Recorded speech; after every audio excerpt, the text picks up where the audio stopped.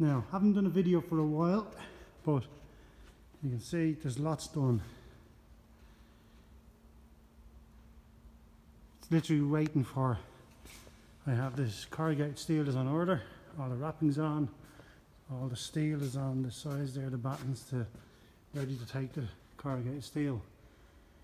So another week and 2 weeks work and of evenings, and this will be fully covered in black steel. That little shed box here at the end is going to be covered in cedar to make it look like a little shed stuck on the edge. I'm just about to paint these doors to match that window. So there's second-hand doors and windows, but I like the colour of that window. I think it's going to look nice.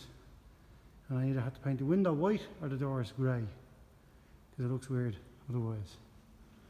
So I've just spent the last 2 hours sanding that down, masking it up inside and out, taking out the rubbers on the table, they're the seals.